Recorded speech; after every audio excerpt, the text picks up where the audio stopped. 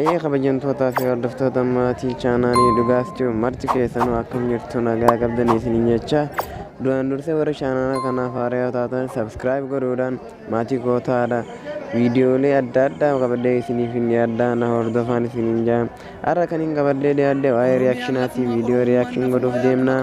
Itiqaa Tafarii fi Keekiyyaa Badhaadhaa. Oromoo akkasumatti jijjiirama guddaa isin irratti harkaa jirra. Jijjiiramaa jirtanii viidiyoo ilaalaa jirtanii laayik godhaa jirtanii akkasumas sheer godhaa jirtanii viidiyoo gawaan gaarii hojjechaa jirtanii jabaadhaan isiniin jaa.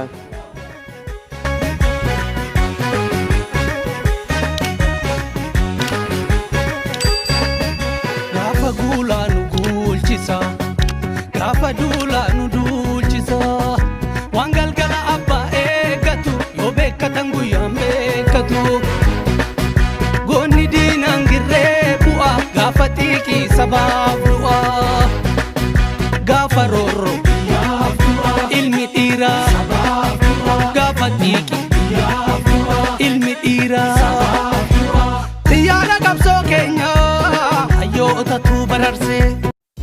Ammaaf maaliin qarsitaa gara viidiyoo Itiqaa Tafarii fi dabarsaa na hordofaa isiniin jaa.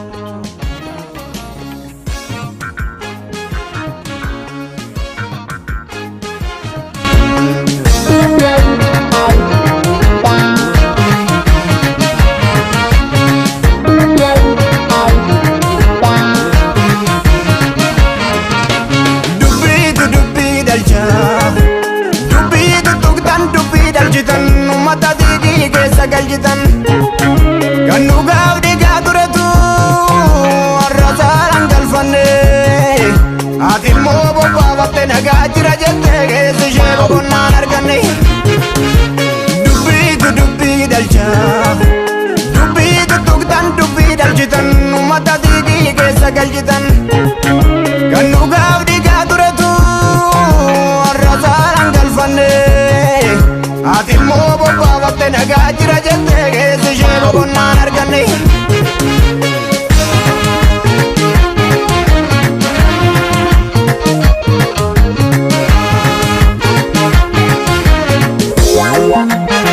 Qalbiin diinaa kaleessa nu murte cubaa dhiiga keenya hordofte har'as nu biraa namne aarsaa goototaaf humna rabbii namne akka deemsa yeetii silaa yoo nagaata dhuguu qabne omogoo wal malee firan qabnu of eegee akkasirraafne qilleensi sobaa yoo bubbisu carraa argannaan kutaan si kukkutu aziizi walii shubbisu obbolee yankee dhiiga boochisu.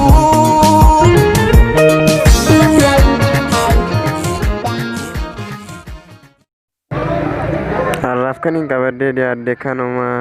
Please Oromoo subscribe naaf godhaa, like naaf godhaa, share naaf godhaa. Hamma viidiyoo biraatii walitti dhufnutti nagaa turaan isiniin jedha galatooma.